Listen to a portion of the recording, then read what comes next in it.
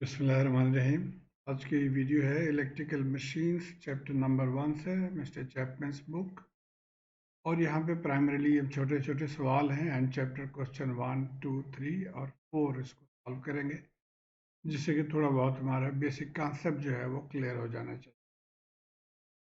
तो आइए सबसे पहले फर्स्ट क्वेश्चन को देखते हैं। A motor shaft is spinning at a speed of 1800 revolutions per minute. What is the shaft speed in radians per second? ये बहुत आसान सवाल है। जहन में रहे कि हमें रेडियंस पर सेकंड मालूम करना। तो इस डायग्राम से आप ये समझ सकते हैं कि हमें ये पता है कि जब एक चक्कर हो, वन रेवोल्यूशन, तो उसमें 360 डिग्री या 2 पाई रेडियंस होता है। यानी वन रेवोल्यूशन अगर बराबर है 2 पाई रेडियंस के, तो 1800 रेवोल्यूशंस कितने रेडियंस के बराबर होंगे? एक तो सवाल ये है। दूसरी बात यह है कि यहाँ पे पर सेकंड कह रहा है, जबकि स्पीड जो है वो पर मिनट है, तो इसको भी 60 से डिवाइड करेंगे। तो इसके लिए एक टेक्निक यूज होता है जिसको कहते हैं डायमेंशनल एनालिसिस, और वो मैं ब्रीफली आपको समझाऊंगा। ये सबसे पहले हमें एंगुलर रेडिएशन का फॉर्मूला है ओमेगा। तो ये हमें angular speed angular speed formula ये है। अब हमारे पास जो गिवन है वो 1800 रेवोल्यूशंस पर मिनट। तो हमने एक्चुअली क्या लाना है? हमें लाना है रेडियंस पर सेकंड। तो अब इसका तरीका ये होता है कि हम ये रेडियंस को पहले कैंसिल करें और मिनट्स को भी कैंसिल करें। कैसे करेंगे? पहले ये देख लीजिए क्या है। ये 1 revolution is equal to 2 pi radians. तो जिसको रखना है, हमने रेडियंस को रखना है, उसको ऊपर रखते हैं। तो 2 pi radiance divided by 1 revolution हमने कर दिया। अब ये रेवोल्यूशन रेवोल्यूशन कैंसिल हो जाएगा, तो 2 पाई रेडियंस पर मिनट रह गया। अब मिनट को भी हमने सेकंड में करना है, तो उसके लिए भी जिसको कैंसिल करना है उसके ऊपर, यानी मिनट 1 मिनट ऊपर और 60 सेकेंड नीचे। अब जब इसको हम सॉल्व करेंगे तो ये हमारा आंसर आ गया 188.5 रेडियंस पर सेकेंड। तो ये सिंपल तरीका है। इस तरीके से आप बाकी सवाल भी करिएगा। अब आ जाते हैं दूसरे सवाल पे।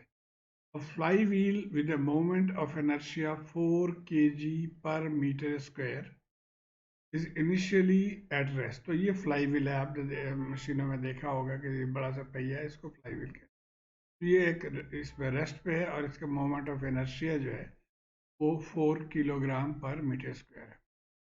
If a torque of 16 newton metre counterclockwise is suddenly applied to the, अब इसको अगर आप 6 न्यूटन मीटर के टॉर्क से इसको घुमाएं इस पहिए को, What will be the speed of the flywheel after 5 second? एक तो मालूम करना कि इसकी स्पीड क्या हो जाएगा 5 सेकंड्स के बाद। और फिर ये कह रहा है कि express the speed in both radiance पर सेकंड एंड रेवोल्यूशंस पर मिनट।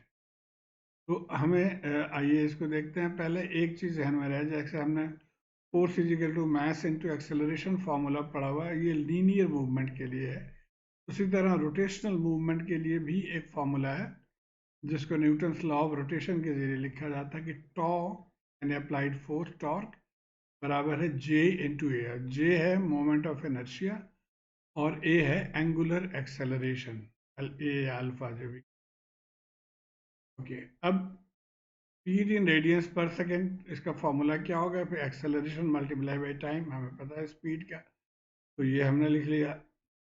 और अब एक्सेलरेशन इस फार्मूले से हम निकाल लेंगे कि एक्सेलरेशन बराबर है tau over J, torque over moment of inertia. तो ये दोनों हमें गिवन है सवाल में।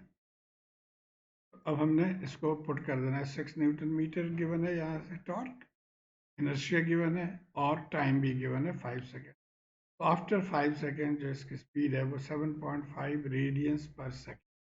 तो पहला तो आ गया एक्सप्रेस स्पीड इन रेडियंस पर। अब रेवोल्यूशंस पर मिनट करने के लिए, जैसे हमने पिछले सवाल में किया था, अब उसका उल्टा करेंगे। हमने क्या करना है कि रेडियंस पर सेकेंड से हमने जाना है रेवोल्यूशंस पर मिनट पे। तो हम पहले ये ले लेंगे, 1 रेडियन बराबर है 2 पाई, यानी रेडियंस को हमने कैंसिल करना है, उसको नीचे रखेंगे, रेवोल्यूशन को रखना है उसको, और इसी तरह अब सेकेंड को मिनट में बनाना है। तो इसी तरह 60 सेकेंड ये यहाँ नीचे है, तो हम इसको ऊपर लिखेंगे और डिवाइडेड बाई 1 मिनट। अब जब इसको हम सॉल्व करेंगे तो ये हमारा रेवोल्यूशन पर मिनट आ जाएगा 71.6 revolution per minute. Question 3 solve करने से पहले एक बेसिक कॉन्सेप्ट जो है वो टॉर्क का कॉन्सेप्ट है कि जब टॉर्क आप किसी सर्कुलर बॉडी पे अप्लाई कर, बेसिक तो हमने ये फॉर्मूला पढ़ा हुआ है कि force multiplied by the perpendicular distance. अब यहाँ पे अगर हम यहाँ टॉर्क अप्लाई कर रहे हैं तो अब what is the perpendicular distance, ये हमारा सेंटर पॉइंट है। तो यहाँ से हमें इसको निकालना है परपेंडिकुलर डिस्टेंस, ये परपेंडिकुलर, ये कैलकुलेट। अब यहाँ पे ये फॉर्मूला दिया हुआ है कि जैसे ये एंगल थीटा जो है वो फोर्स और इसके दरमियान जो है आपके एंगल ऑफ फोर्स और एक्सक्यूज मी, और ये रेडियस के दरमियान, यानी theta is the angle between the vector radius R and the vector F. तो अब ये अगर थीटा है तो यहाँ से ये टोटल 180 इसमें से माइनस कर देंगे, 180 माइनस थीटा हो गया। अब इस ट्रायंगल को अगर देखें तो हमें ये बाजू चाहिए, तो ये परपेंडिकुलर फार्मूला लगाना है आपने, यानी R sine of theta that is 180 minus 0, और 180 माइनस 0 ऑफ साइन जो है वो साइन थीटा के बराबर ही होता है। तो इसका मतलब ये हुआ कि जब किसी राउंड बॉडी पे आप फोर्स अप्लाई करेंगे तो उसके लिए आप force multiply by R sine theta या आर इजिकल आर एफ साइन थीटा, ये फॉर्मूला यूज करें। अब आ जाते हैं हम अगले सवाल पे। अब force of 10 newton is applied to a cylinder of radius R. तो ये सिलेंडर है, रेडियस आर है, 10 न्यूटन फोर्स हम अप्लाई कर रहे हैं और रेडियस की वैल्यू 0.15 है मीटर, ये गिवन है। The moment of inertia of the cylinder J is 4 kg per meter square, तो वो भी गिवन है, J गिवन है। What are the magnitudes and direction of torque produced in this cylinder and what is the angular acceleration of this? तो दो सवाल इसमें, एक है टॉर्क और दूसरा है एक्सेलरेशन।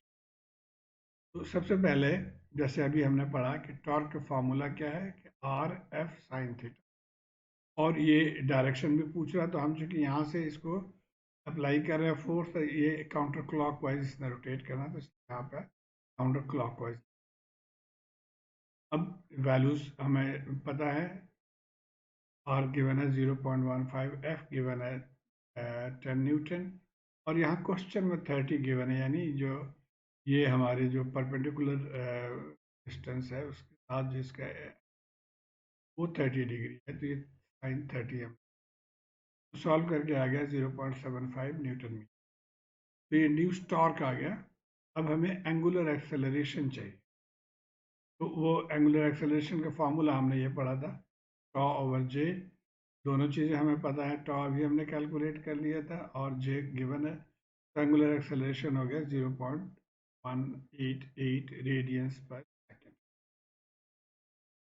और आखिरी क्वेश्चन है, a motor is supplying 50 newton metres of torque to a load. If the motor shaft is turning at 1500 revolutions per minute, what is the mechanical power supplied to the load in watts and power in horsepower? Actually जो power supplied है, mechanical power जब हम कहते हैं तो ये नहीं कि हम तो watts में कह रहे हैं, equivalent mechanical power in watts। तो ये हमारा टॉर्क का फॉर्मूला, और टॉर्क और पावर की रिलेशन ये आपको ध्यान में रखना होगा कि पावर बराबर है torque multiplied by the angular speed. अब टॉर्क तो गिवन है, यहाँ पे स्पीड हमारा एंगुलर नहीं है, रेवोल्यूशन पर मिनट है, तो इसको हमने एंगुलर में कन्वर्ट कर लेना। 15 newton metre, 15 revolution per minute, और यहाँ पे भी हमने इसको मिनट्स को सेकंड में लाना है और फिर इसको रेडियन में लेके आना है, तो 2π/1 कर लेंगे। अब हमारा आंसर हो गया जी 7854 वाट। तो ये हो गया मैकेनिकल और the electrical equivalent of mechanical power in watt. अब उसको हॉर्स पावर में कन्वर्ट करना, तो आपने यकीनन आपको याद होगा हॉर्स पावर का फॉर्मूला कि 1 watt is equal to 746, sorry 1 HP is equal to 740। तो इस फार्मूले को यूज़ करके हमें 10.5 HP हमारा आंसर। तो उम्मीद है आप इसको फॉलो कर पाए होंगे। अपने कमेंट्स के ज़रिए ज़रूर आगाह कीजिए।